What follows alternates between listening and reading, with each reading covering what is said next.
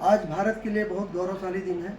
आज हमारे देश के वैज्ञानिकों ने चंद्रयान-3 की सफल लैंडिंग करके हमें देश को गौरवशाली राष्ट्र बनाने के लिए पहला कदम और बढ़ाया है।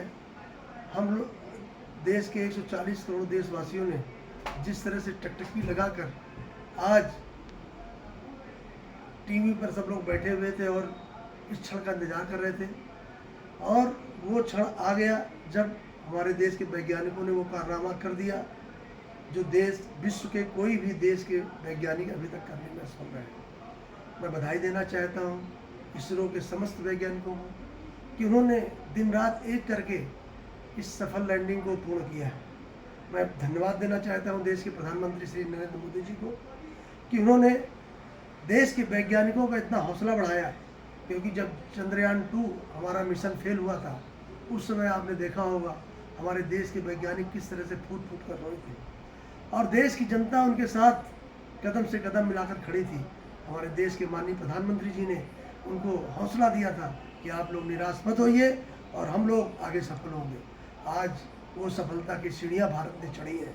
भारत का नौजवान, भारत के देश का प्रत्येक नागरिक आज इस गौरवशाली क्षण को लेकर अपने आप को गौरव महसूस कर रहा है।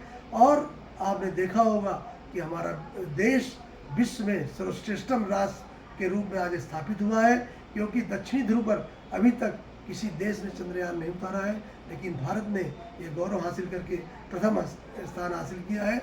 मैं देश के वैज्ञानिकों को, देश के समस्त साइंटिस्ट को और देश की हमारी सरकार को, जिन्होंने इतने मनोयोग के साथ इस चंद्रयान मिशन में सहयोग किया है, मैं सभी को बधाई देना चाहता हूं। और अपने देशवासियों की सफलता के लिए पूरे विश्व के सामने आज भारत ने जिस तरह से अपनी प्रतिभा दिखाई है, आगे भी हम इसी तरह की प्रतिभा दिखाएं और भारत विश्व गुरु के रूप में स्थापित हो। इन्हीं बातों के साथ जय हिंद, जय भारत, जय श्री राम।